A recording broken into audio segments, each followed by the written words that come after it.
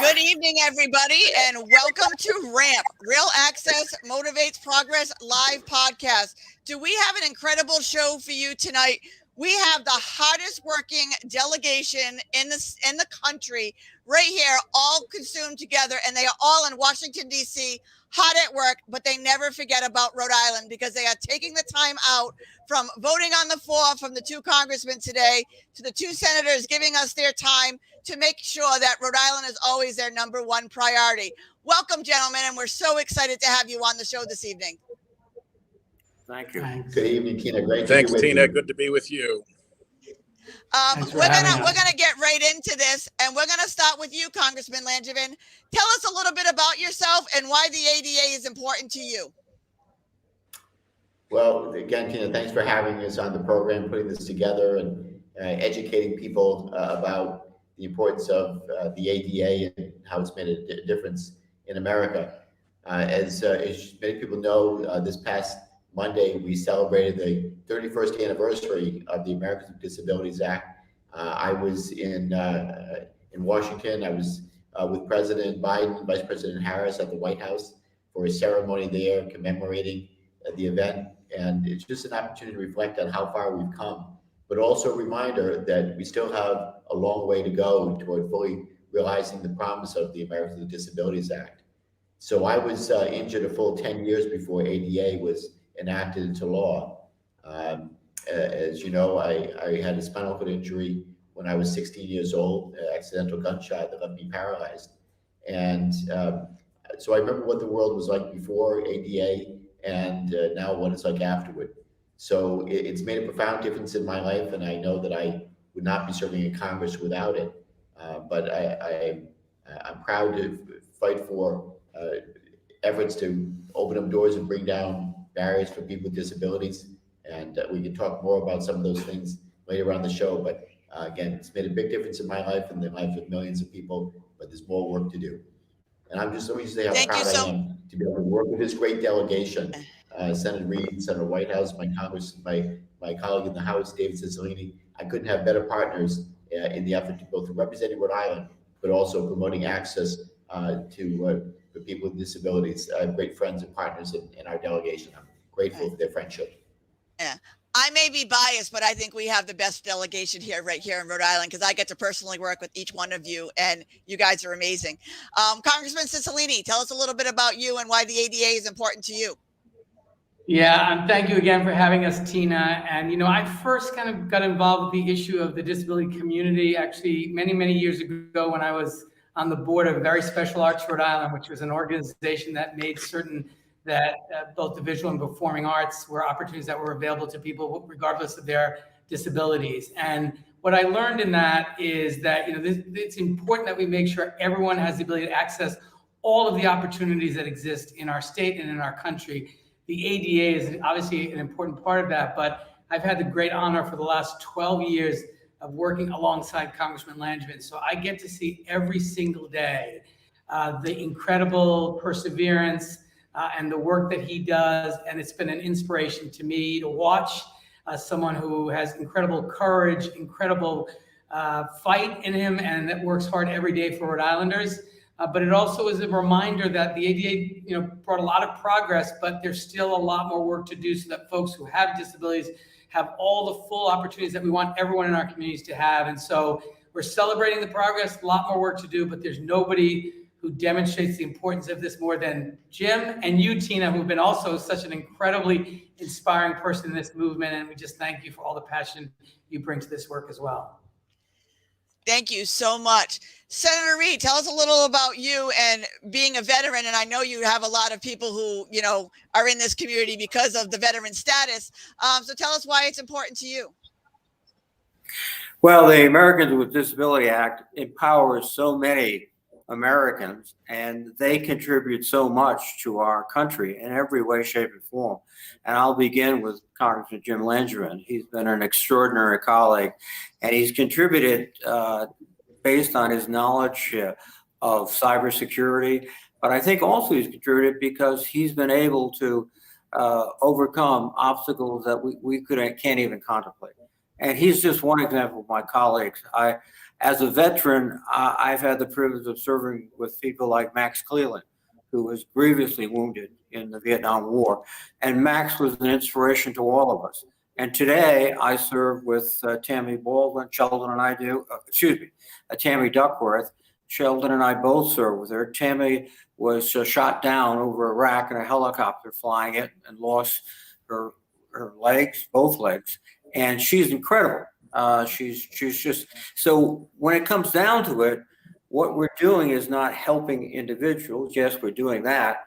We're helping all of us for the contributions they've made. So this is about empowering America by getting rid of obstacles and letting people use their talents to help us all. Absolutely. Thank you so much. Senator Whitehouse, tell us a little bit about you and what the ADA means for you. Well, to me, it means freedom and opportunity and equality for people who were too often being left behind by completely unnecessary physical barriers. It has opened up employment and opportunity in our country in wonderful ways. And one of the days I'll long remember was the day that the Speaker of the House had the podium rebuilt over in the floor of the House of Representatives so that Jim Langevin could be the first person to preside over the United States House of Representatives from a wheelchair. So we went over, Jim had family there, we were sitting up in the gallery. They'd made this very complicated thing where the steps went up and others slid back, and it made the whole thing wheelchair accessible. And sure enough, there went Jim and grabbed the gavel and presided over the House of Representatives. It was a pretty remarkable moment and emblematic of the kind of things that can happen when people are given that freedom, that opportunity, and that equality. Absolutely. I mean, we don't like to be inspirations to people. We just want to live our lives. We want to fight to blend in. And, there's some very incredible people who are stuck at home due to inaccessibility, something so fixable, that are missing out on really creating the world. So it's people like Congressman Langevin and others who, push their way through and roll their way up and make it happen. And I thank you all for that. Getting back to our little state of Rhode Island, how do you feel that Rhode Island fares in accessibility, and where do you think we need to go? We'll start with you, Congressman Langevin. So, like many states, Rhode Island has done a lot to make the state accessible for people with disabilities. So a lot of barriers have been brought down. So you see things like curb cuts and other areas, public buildings that are accessible, but it's not perfect yet, and still a lot of businesses may not be accessible just because they're old buildings, by way of example, and so there's still a lot of challenges there. One of the big areas that I still see as a fully unmet challenge is in the area of transportation, accessible transportation. And so it's one of the reasons why I've introduced the DATA Act, the Disability Access to Transportation Act, that would both create additional grant funding that could be used for things like accessible buses and lifts and ramps and sidewalks and things of that nature that would go further in making our society more inclusive. Would also do things like allow, just for something that we would take for granted, but if someone's accessing public transportation, being able to make a stop along the way. So for example, if they were on their way to work, but they need to drop the child off at daycare first, right now that's not possible. So the DATA Act would make things like that possible, would make it better in terms of more inclusive and accessible transportation options. I often say that the ADA did a lot of great things and making it possible for people with disabilities to get a job. We can come back to that because that's a work in progress. But it does no one any good to be able to get a job if you can't get to the job reliable every day. That's why accessible transportation options are just so important. I agree with you. Congressman Cicilline, with us being the ocean state, how do you think our beaches fare? We used to be a leader in our oceans and being accessible, and that's fallen off quite some time, that it's very hard for somebody in a wheelchair to access the beaches, which I love. How do you think we can make our beaches more accessible? Yeah, I mean, I think what Jim said is really important. First of all, we need to do a lot of work on our transportation system, and we're in the process of constructing a major investment in infrastructure. And I know that's an important priority for all of us, to be sure that we're making investments that are accessible to everyone. So we have a real once in a lifetime opportunity, I think, with the new infrastructure bill to do that. Transportation is a big piece of it, but also you're right, we're the ocean state. It ought to be just as easy for someone who's in a wheelchair to access our beautiful oceans as everyone else. It's one of the pride and joys of our state, and we have a lot of work to do. It's very difficult in most places to access the water. And, we all, sort of treasure our oceans. We promote them around the country. Rhode Island's known for them, but they need to be accessible to all Rhode Islanders and visitors of every ability, and particularly people who are in wheelchairs. And we have a lot of work to do.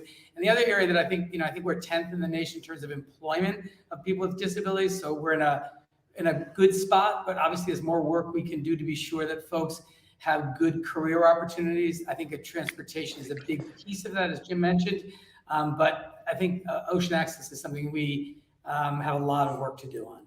Tina, I just want to take a minute on that very point, as I agree with everything David just said, but I also want to commend you for what you just accomplished in getting the kind of the roller mats that go from the parking lot right down to the water. Right? So I saw you on the news clip. Yeah, at the Andrea and Misquamicut Beach. Yep. I've actually spoken with them. Yeah, I've actually spoken with them since, and their business literally tripled because they put Moby mats down, and everybody wants to take their grandparents and their friends and family. So who would not on the ocean state want to triple their business by putting a few mats down? How easy is that? You know what I mean? It's incredible. So we're going to keep working on that, because I need to get my butt to the beach. I love our oceans. Senator Reed, we were just at a conference with the United States Secretary of Health and Human Services, Javier Becerra, and I was lucky enough by all of you to be invited to that table. Tell us how our Health and Human Services Department and what we're doing in Rhode Island for people with disabilities. Well, we've made progress since 1990 when the ADA was first enacted, but we still have a long way to go. We want to be able to ensure that every person in Rhode Island, disabled or able, gets access to every facility. We're still not there yet. And we also want to work closely with the federal government to ensure that they provide the resources and the help that's necessary. We have been, over the years, trying to make sure we have the funding to carry out many federal programs that assist the state. One of the areas is not within HHS, but within the Department of Transportation. The funding we've gotten there has helped create sidewalks that are wheelchair accessible, crosswalks that are wheelchair accessible, paths, bike paths that can be used by people with accessibility or movement issues. And so we have to do a lot. But with Javier Becerra, our Secretary of HHS, who you met, he's committed to making sure the department focuses on the full range of obstacles that prevent access. And that should be our key. Yeah. And he's also, I found out, a fan of this podcast. So he's probably watching somewhere out and about wherever he is right now, because he told me he's a fan of my podcast. So that's pretty cool. Senator Whitehouse, why don't you tell us a little bit more of, about the health aspect, because you were at that meeting as well, and you had a lot to offer, and I'd love you to share that with all of our viewers today. Well, first, the secretary was for sure impressed by you. We could definitely see that in the room. I think you get 4 thumbs up from the whole delegation for the impression you made on the HHS secretary. And I just, don't want to be outdone on the beaches thing by overlooking sailing. And one of the very special things about Rhode Island is Sail to Prevail, which is a sailing program operating out of Newport by a wonderful gentleman named Paul Callahan, that takes people who have disabilities out and lets them sail sailboats on beautiful Narragansett Bay. There are not a lot of places where people get that opportunity. Paul and his group have made it very accessible. I keep trying to drag Jim out there, and he keeps saying, I don't float so well. I'm not that interested. It has nothing to do with my disability. I just don't like it. But it's one of the many ways, I think, in which Rhode Island is doing small but important things to try to help reach the disabilities community and give them the full expression of what we can do in Rhode Island. One small story: when Ted Kennedy was still alive, he sailed into Newport Harbor, and he called me up and he said, I'm going to take Claiborne Pell sailing. I want you to come. Well, Claiborne Pell was in a wheelchair then. He'd gotten very elderly. So we had to take Claiborne Pell in his wheelchair, rattling down the docks and across the floats, and hoist him up between the moving boat and the moving dock, and get him safely in the boat and get us on our way. I have a photograph of that day by my desk in my main office, and it was incredibly memorable. And again, it shows what persistence and love for a friend can do to get somebody wheelchair bound out into a wonderful experience. Claiborne Pell wasn't even really speaking at that point, but that was okay, because Teddy Kennedy could speak for 2. Nice. Well, I know, Congressman Langevin, you have been out on the Impossible Dream, the sail catamaran that comes around from Florida to Rhode Island. Actually, they go to Maine and then they come back. They'll be coming back in August. So hopefully you'll be coming out on a sail with me this season. You're actually sitting in your chair on a sailboat. It is the most incredible experience ever.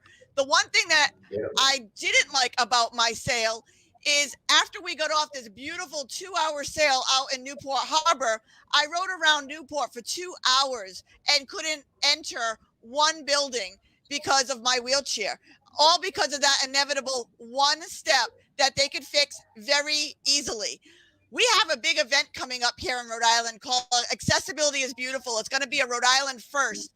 Our organization is hosting it, but I know all of you are behind it. Why should businesses take advantage of this free informational festival about learning about accessibility? We'll start with you, Congressman Langevin.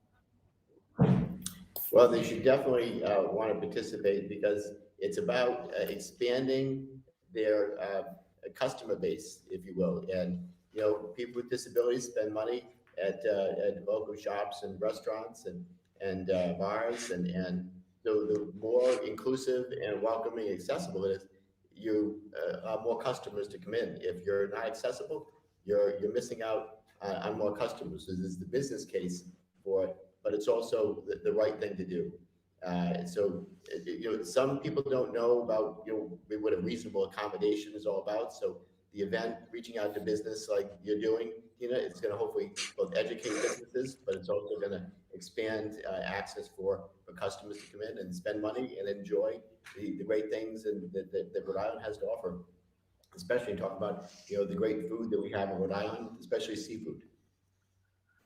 Nice. And Congressman Cicilline, you brought it up, the fact about hiring the disabled community, and that will be a part of this great event. Why should businesses learn about hiring the disabled community?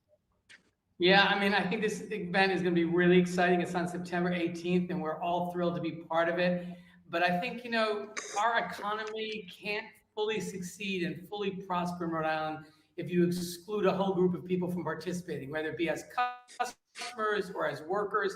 You just can't reach the full potential of our state without inclusion of everyone. And I think accessibility is beautiful. It's going to be an opportunity to understand what it means to growing your business and increasing your customer base, and also giving you the ability to access some of the best talent in Rhode Island who may have be able to now get to your place because you've made certain adjustments and changes. So I think it's going to be a great event. It's going to make Rhode Island a better place, a more welcoming and inclusive place for the disability community, and make us a much stronger economy. Absolutely. Senator Reed, I'm going to put you on the spot a little bit. A lot of things that a lot of people from my community hear from businesses is that they're grandfathered in, or they don't have to become ADA compliant. Why is learning about this free event, this free and informational event, so important to get rid of that notion that the grandfathered in doesn't actually exist? Well, I think it's terribly important, and I first want to make an unpaid commercial announcement. The September 18th event, at September 18th, everyone, is at the Steel Yard. And it's very symbolic because the Steel Yard was a 100-year-old factory building that has been transformed for accessibility purposes and other purposes, but it's an example of what can be done and what should be done. And I think one of the reasons this whole notion of grandfathering, et cetera, disregards something that's happening, and in a way it alludes to Senator Whitehouse's story of Senator Pell. As people grow older now, and fortunately people living longer, more and more people have accessibility problems. They might not be from an injury or something else. It's just, I hate to say it, maturing, because I'm maturing myself. But the customer base for most businesses is going to have these adaptable entrances, because more and more of their customers, and in some cases their workers, will need that kind of access to get in. So I think your demonstration on, once again, September 18th at the Steel Yard is going to be a great visualization to people of what can and should be done. Oh, thank you so much. We're You know, excited. we have to go and vote, so we're going to go. Okay, and vote, we'll see you when you come back. Okay, see you in a bit. Okay, we'll see you in a few. Senator Whitehouse, I'm going to put you on the spot a little bit here now.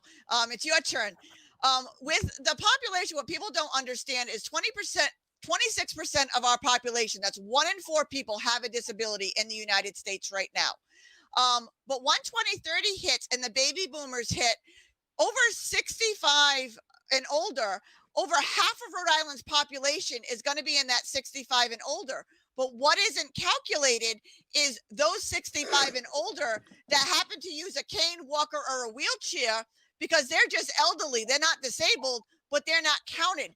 So if over half of our Rhode Island population by 2030 is going to be in this, if you're not talking about accessibility now, your business is going to be in a little bit of trouble when you're alienating half our population.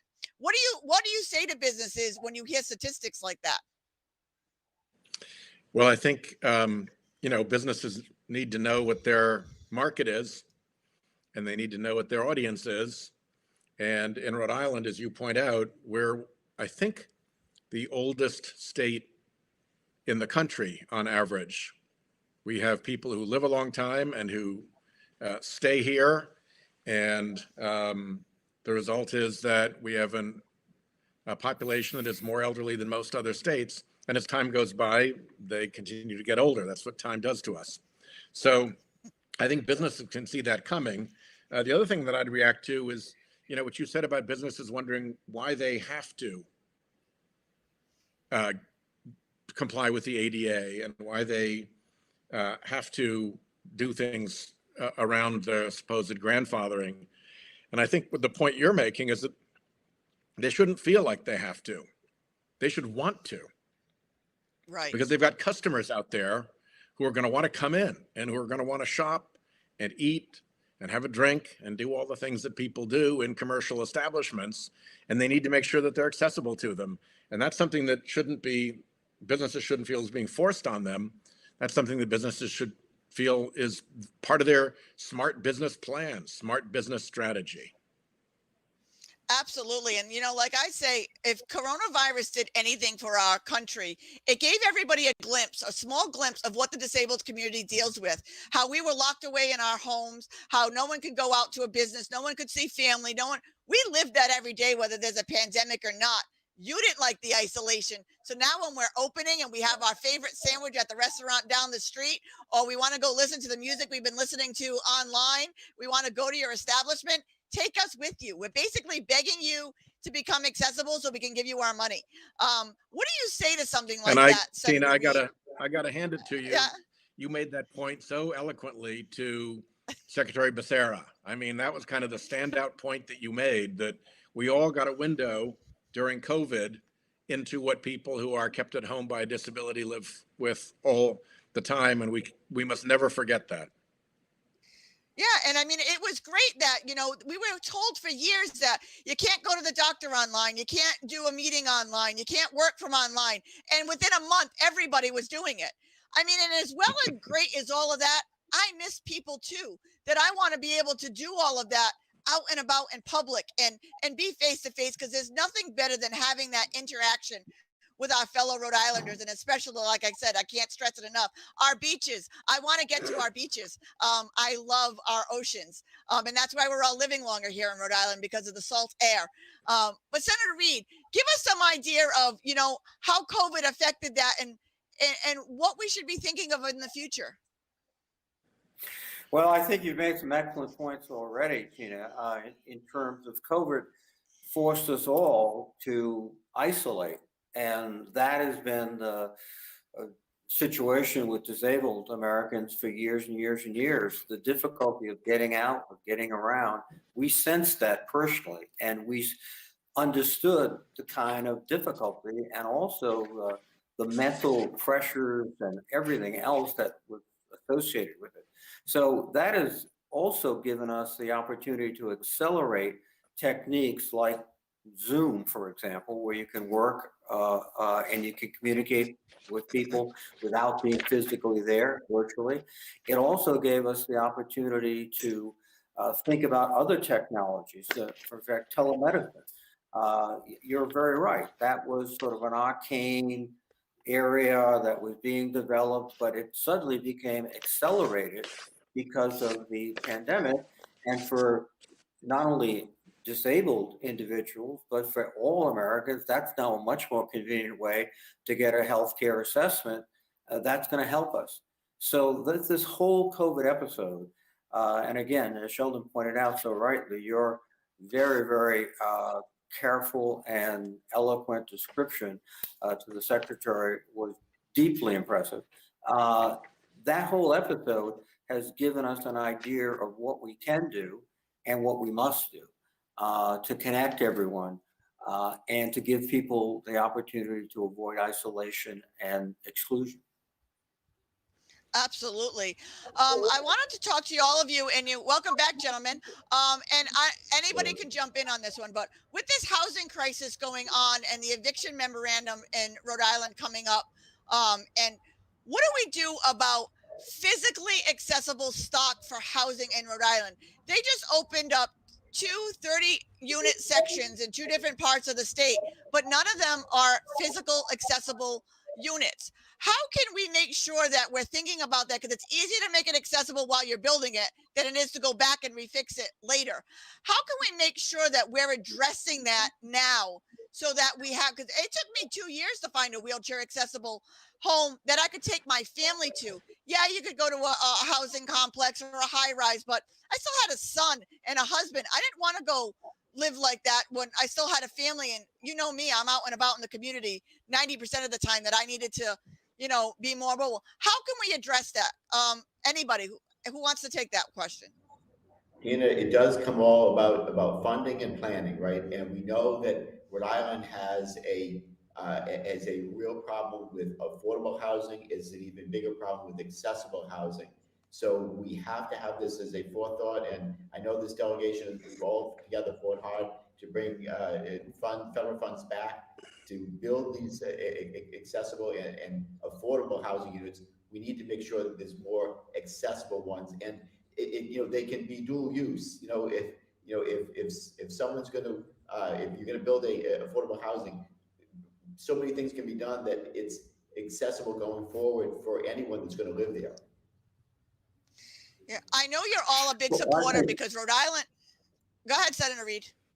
No, I think one thing that we should seriously think about when it comes especially to new housing construction, which has federal support, either through the low-income housing tax credits or through other programs, that they should include accessibility as one of the criteria. You pointed out it's very difficult sometimes to take an old house that was designed and built in the 20s or 30s and make it accessible. But when you're doing new construction, accessibility should be particularly supported by federal funds or even state funds should be part of the equation. Yeah.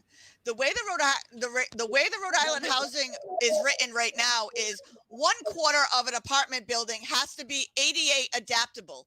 As we all know, adaptable is not accessible. That means that they have to make at least one unit ADA adaptable. But let's be honest, every construction company is going to take the cheapest way out. They're going to make it adaptable to somebody who's blind or autistic or, with a mental health issue. We need to make sure that we're changing the wording to be physically accessible, because if it fits a wheelchair, anybody can use it down the road. Yes, it's good for a wheelchair, but anybody can do it down the road. What are your thoughts on that, Senator Whitehouse?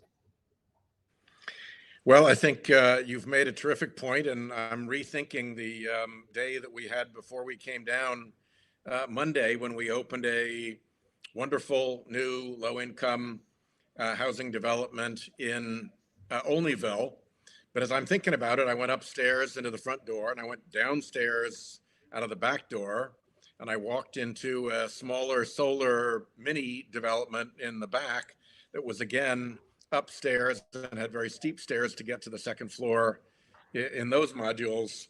So yeah, we just did that. And you're lucky to have Senator Reed hearing you here, because Senator Reed is the senior Democrat on the banking committee, which oversees housing. And I'm pretty sure that Jack Reed has won every single housing award nationally that there is to offer. And they're now recycling and giving them to him a second and a third time because he's so influential in that area. So you definitely have the right guy on the show here. Oh, yeah. Our senior senator. Well, yeah, I mean, when we're talking low-income housing, I mean, who's more low-income than the SSDI recipients who are in wheelchairs, who we don't even get paid a living wage at this point? That, it's being revisited. There's bills going on. Like, I'm not, trashing it because we're trying to make, but we're already not even getting a living wage. Now trying to find an apartment that's wheelchair accessible. We need to be thinking of that ahead. And, all of this federal state funding that's come down during the pandemic, nothing extra came to the recipients of SSDI. It's hard enough trying to live day to day when you're not given a living wage a month. But now you got to hoard and you got to try to beat everybody to the market when you're already immune compromised. Congressman Cicilline, what can you say on those points, and how can we do better? Yeah, no, I think to underscore Sheldon's point, I mean, Senator Reed is I think not only in our delegation but in the Congress, like the foremost housing advocate and expert. So I think it's an opportunity, obviously, to help influence policy at the highest levels in this country. But I think, you've identified, we have a big challenge in Rhode Island in terms of the production of more housing units. And we've got to invest a lot more in housing. We're going to do a big piece of it here at the federal level that will bring lots of resources to Rhode Island. But in doing so, we also, I think you're absolutely right, we also have to figure out how we ensure that, it's much easier today to build new accessible units than retrofitting buildings, and also, the designs are cool and beautiful now. In the old days, they were not so good to look at. So you can make units accessible and it's beautiful. The design is beautiful. It's much less expensive. So I think voices like yours, making sure that we include that as a priority in housing plans and in housing funding and creating incentives and providing resources to make sure units are accessible, I think is a really smart idea. Yeah. I mean, physically accessibility goes in all aspects. I mean, there's still a lot of times where we can't even get on the examination tables and out of our wheelchairs because we don't have proper examination tables. Or in schools, we make certain wings of schools accessible for the students, but we forget that there are people like me who's in a wheelchair, but my children are fine and accessible, but I can't participate because I can't access the school or the offices or things. So we need to think of physical accessibility in all areas, not just for the individual using it, but for the family members that may be supporting or loving them. Now that we're getting near the end of the hour, I'd like to start with you, Senator Reid. I'm going to ask the same question to all of you. What are your last words that you would like to leave all of Rhode Island and actually the nation, because we're a national podcast, of about accessibility and what we can do to be better? So, Senator Reid? Well, this really comes down to an issue of responsibility and rights. It should be the right of every American to have access to public facilities, to their home, and it should be the responsibility of every American to see that's accomplished. And that's why working together, and I'm very proud to be part of this delegation, we at the federal level and our partners at the state and local levels should be working on practical ways to assure access for all. That means investing in infrastructure. It means putting money back into our schools. You just pointed out some of our schools were built in the 50s and 60s and before, when there was no federal legislation. They might have made some changes for accessibility for the students, but your point's well taken. They forget about making the auditorium accessible to everyone, including parents and friends. So we have to push that. But it comes down to me it's the right of every American to be able to access particularly public facilities, and it's the responsibility of every American to make that happen. Thank you. Senator Whitehouse. Well, first of all, Tina, thank you for inviting us all on this, for your wonderful presentation, to Secretary Becerra, for your successful advocacy down at wonderful Andrea's on Musqueamicut Beach. Good place to go for a nice refreshment on a summer afternoon. I think it's also an opportunity to celebrate some small changes that are to the benefit of the disability community. And that's particularly in the American Rescue Plan and in the extension of it that we're working on right now in the Senate through reconciliation, to make sure that families who have someone with a disability have better access to care at home to help support the family caring for that individual. Now, that's not going to be important for every single person with a disability, but it's going to be important for a lot of them and for a lot of families. And I think it's going to change the way a lot of families are able to live. And so we're excited about that. You're terrific to keep reminding us of the more things that need to be done, but there's a thing we didn't get to that I think is going to make a big difference in a large segment of the disability community. And then all of us are just so impressed and so inspired and have such a wonderful experience working with Jim Langevin, who lives this every single day and is extremely successful. He's the cyber is a really big issue in our country right now, and the expert on that issue in the House of Representatives is Jim Langevin, none other. And he's doing this, from a wheelchair, uncomplaining, always there, working hard, very successful. And so my last words would be words of recognition and appreciation for our wonderful colleague, Jim Langevin. Oh, thank you so much. Congressman Cicilline. Well, first, Tina, thank you again for having us, and thank you for all of your incredible work and advocacy and lifting up this important responsibility that we have as a state and as a country to be sure that every place is physically accessible. And the reality is, the barriers that exist today mean that some Rhode Islanders and some people in this country don't have the opportunity to fully participate in all of the experiences of life, both work experiences, personal experiences, and to appreciate all that Rhode Island and America has to offer. And it's our responsibility to make sure every single person has that same right, and that right is honored by the work that we do in government. And so we have lots of work to do. But I would also remind people that, it's not only harmful to the people who have disabilities when they're denied access, it's harmful to all of us because we're robbed of the contributions they could make, the experiences we would have meeting these folks or working with these folks or seeing them on the beach. So it cheats the whole community out of all that the disability community can contribute to our lives. I know that firsthand, having had the privilege of working with Jim Langevin and getting to work with him every single day, and can't imagine what it would be like to be serving in Congress without him. So he's an example of what a difference it makes when people have opportunities. We have to make sure every Rhode Islander, every person in this country has the same ability to fully access everything in their lives, and we'll be a better country for it. Thank you. Jim Langevin, Congressman Langevin. Well, Tina, thank you. And as we say in Congress, let me associate myself with David's remarks and thank him for his kind words and his passion on this issue, and all of my colleagues, Senator Reid, Senator Whitehouse. I couldn't have better friends, colleagues, and partners to work with in the Congress, fighting for the people of Rhode Island, but also working hard to make sure that people with disabilities are not left behind, that we're working hard every day to bring down barriers, open up doors of opportunity. The Americans with Disabilities Act was a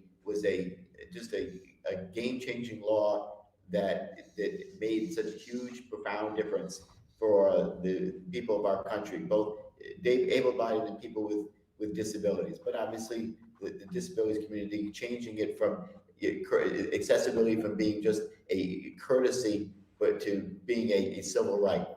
So, Tina, I thank you for everything that you're doing to highlight the issue of accessibility and inclusion. It's just so vitally important. There's still more work yet to be done. Again, the ADA was a great start, but we've got more work to do. I'm excited about President Biden's effort in the broader infrastructure bill to strengthen the care economy, so that we're making sure that people can live actively and independently in their communities. Remember not long ago, the Olmstead decision. And basically that says that people have a right to live actively and independently in their communities. But we're not quite there. We haven't realized the promise of both ADA or the Olmstead decision, and President Biden's vision of broadening our infrastructure, thinking of infrastructure not as just roads and bridges, which are important, and that's in the infrastructure package, but thinking about infrastructure in terms of the healthcare aspects of inclusion, and again, making it possible for people with disabilities to live more actively and independently in our communities by strengthening the care economy. Those are the things that I'm working on, that we are working on together, and hopefully we're going to be successful getting that across the finish line. So I'm excited about the future, but we're going to get there together. And Tina, thank you for what you're doing.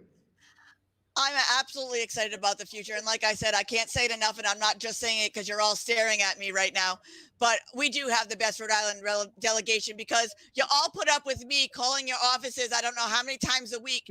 Make sure you're checking on this, make sure you're doing on that, and you do it with a smile, and you guys actually call me back.